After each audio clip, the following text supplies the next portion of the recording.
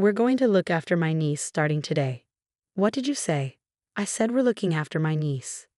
Here, you're a stay-at-home wife, so you can handle it. All right. When my husband came home, I saw him holding a baby, his niece. She was quiet, and even though she was only 5 months old, she didn't drink much milk.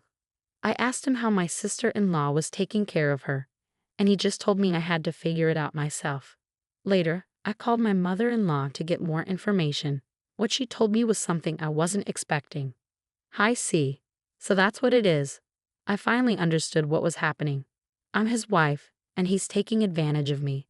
I'll show him what I can do. My name is Emily. Before I married my husband Tom, I worked as a daycare teacher. After we got married, I quit my job and became a stay-at-home wife. Tom works at a startup and leaves for work every morning at 7 o'clock a.m. I thought that if possible, I would keep working and save money until we had kids.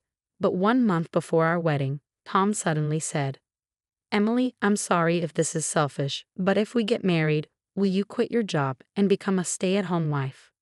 What? Why? So you can focus on the house. If you're comfortable at home, I'll be able to work harder. I think we should both keep working until we have kids. I know, but I really want you to stay at home. I'll give you enough money each month. What do you think? He was so serious, there was no room for me to say no. I've always liked doing housework, so I agreed. That's how I ended up becoming a full-time stay-at-home wife after getting married. 2 years later, for the second month in a row, I didn't get the money from Tom. I decided to talk to him about it during dinner. Hey, I need to pay the rent soon, and I'm planning to go to the hair salon tomorrow. Can I have the money for this month? Oh, about that. Can you manage with half the amount this time? Why? My salary went down a bit, so I can only give you less for now. How long will this last? I'm not sure, just hold on a bit longer. It should go back to normal soon. Okay. Since then, I had to dip into my savings more often. One day, I started feeling uncomfortable with Tom's behavior. At first, I didn't think much of it, but lately Tom had been coming home much later than usual. He used to be home by 7 p.m., but now he was always coming back after 11 p.m. Then one day, he didn't come home until after midnight. I was so worried I called him, but he didn't answer. He had never been like this before. I started to feel like something was wrong. If he doesn't come home by tomorrow morning, I'll call the police. Just as I was thinking that, I heard the door open. I ran to the door to make sure Tom was okay, but then I saw something shocking. What? What is that baby? Tom was holding a tiny baby. She looked about 6 months old. I had no idea why he was holding a baby, and I was completely confused. Then Tom said something unbelievable. "This is my niece. She's my sister's baby. We're going to take care of her from now on." What? What did you just say? We're taking care of her here. Her name is Lily. She's 5 months old, I think. I'm counting on you, Emily. Wait, I don't understand. My husband suddenly came home with a 5-month-old baby. He said she's his sister's child, but I thought his sister was living in California with her husband. I had no idea what was going on, so I asked him to explain. Please explain. I thought your sister was in California because of her husband's job. Well, I heard they got divorced. Divorced? Really? They seemed so happy at our wedding, and now they're getting divorced when the baby is just 5 months old. Don't ask me, I'm not them. Anyway, my sister got divorced and moved back here for work. She needs us to take care of Lily until she gets her job situation stable. Oh my gosh, is this for real? Wait, what about your mom? Couldn't your sister stay with your parents? Tom hesitated, looking upset and stammering before he said something unexpected. Actually, my sister hasn't told her parents about the divorce yet. She said she'll tell them when she gets settled. What? That doesn't mean we have to take care of the baby, right? I know, but my sister is going through a tough time. Besides, she left Lily with us for a reason. What do you mean? You were a daycare teacher, right? So you know how to take care of babies. And since you're a stay-at-home wife, you have free time during the day. What's that supposed to mean? You have free time because you're a stay-at-home wife? I don't get it. You know what I mean. Come on, Emily, here. My husband pushed me to take the baby and walked into the house. I thought we were going to discuss what to do, but he just started drinking beer like nothing was wrong. Tom, are you kidding me? I raised my voice, and my niece, Lily, started crying loudly. Tom didn't seem to help, so I asked him out of frustration, "Where are the diapers? She's crying. I'll change her and give her some milk." "What's that?" "I didn't bring anything." "Huh? You didn't bring any of her baby things from your sister?" "I don't think so." "Are you serious? Then what are we going to do with her?" "I don't know." Tom got upset and kept drinking his beer. I had no choice but to leave Lily with him and run to the 24-hour drugstore. I bought diapers, baby formula, bottles, and wipes. Her skin was so dry. I also grabbed some moisturizer. I quickly paid and ran home. I changed her diaper, fed her, and gave her a bath. She finally calmed down. I used to work as a daycare teacher, so I knew how to care for her. But I was still confused by the situation. It was already past midnight. While I was giving Lily a bath, Tom had already gone to bed. The next morning, when I saw Lily was asleep, I woke Tom up. "Hey Tom, wake up." "Huh? What is it?" "I was up late last night. I need more sleep." "Don't be silly. It's your day off. Lily needs some clothes. She doesn't have anything to wear." "I'll get them. Just watch her, okay?" "What? Why? It's getting colder. Why is she only wearing underwear?" "Don't tell me. My sister gave her to me like that." "That's irresponsible. Anyway, I'll get her something fast. Just don't let her out of your sight." I told Tom, who was still in bed, and rushed to the nearby mall. I bought clothes and toys for Lily, then hurried back home. As I opened the front door, I heard Lily crying.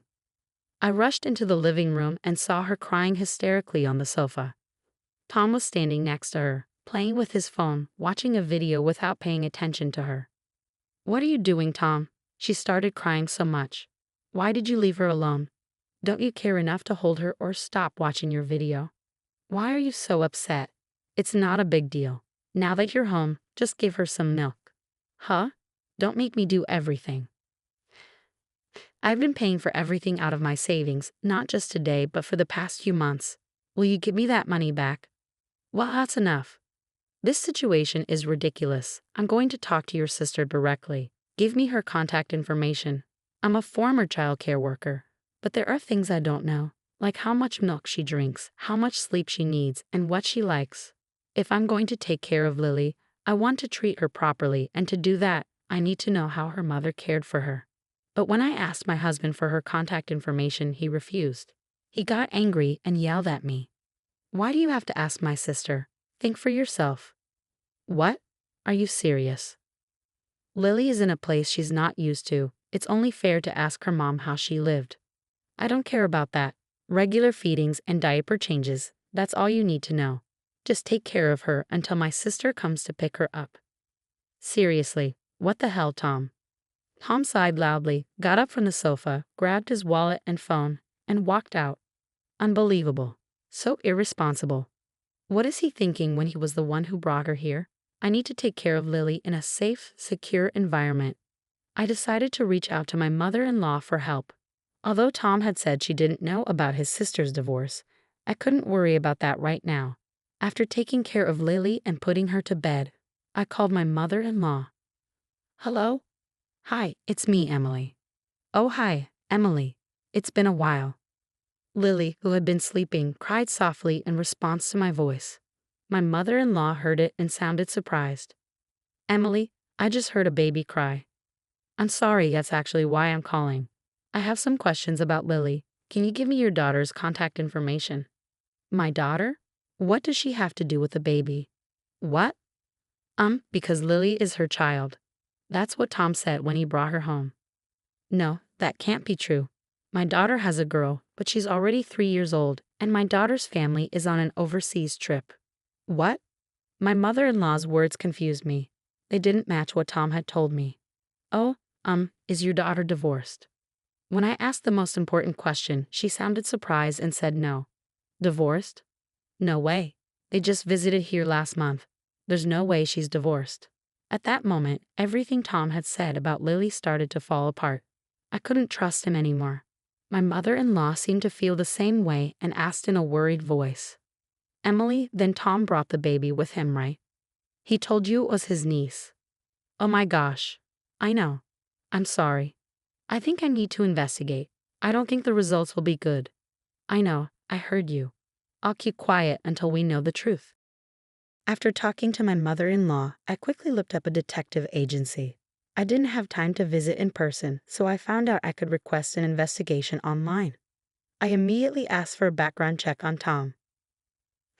For a few weeks, I tried to stay calm. My husband was always home after midnight, like he didn't want to be around me. One week, an investigator came to my house with the results of the background check. As I expected, my husband was having an affair. Every night after work, he would stop by his partner's house. The investigator also told me that Lily was probably the child of the affair. My husband had left her with me because he knew I was a daycare teacher and didn't want her to be disturbed. I couldn't stop being angry at my husband for being so selfish and horrible. I waited for him to come home that night, past midnight. When he came home, I confronted him. "Welcome home. Did you enjoy your time with your mistress?" "What?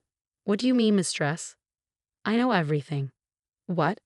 I showed him pictures of the affair. He went pale and looked shocked. "When did you take those pictures?" "I called your mom for your sister's contact info. She told me something surprising. Your sister hasn't divorced, and she's abroad with her 3-year-old daughter." No.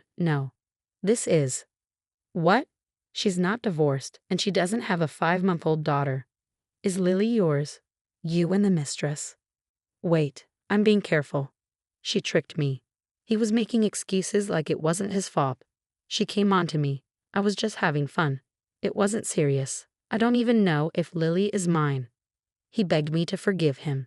I felt disgusted and angry. You've got to be kidding me. You don't know if she's yours?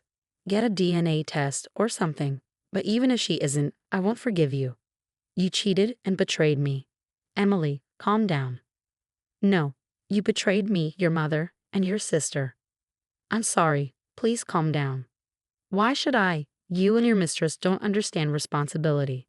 My husband kept apologizing with tears, but I couldn't forgive him. He had done the worst thing to me. It took a while, but I divorced him. I also demanded alimony from his mistress and got a lump sum payment. They ended up in debt because of it and started fighting a lot until they broke up. His mother and sister didn't help him at all. He lied and cheated on me, making me take care of the baby he had with another woman. No woman could forgive that. As for Lily, she was staying with her mother's parents. When I said goodbye to her, she smiled at me for the first time. Normally, I might have hated her, but I didn't. She was innocent. The cheater was the one to blame.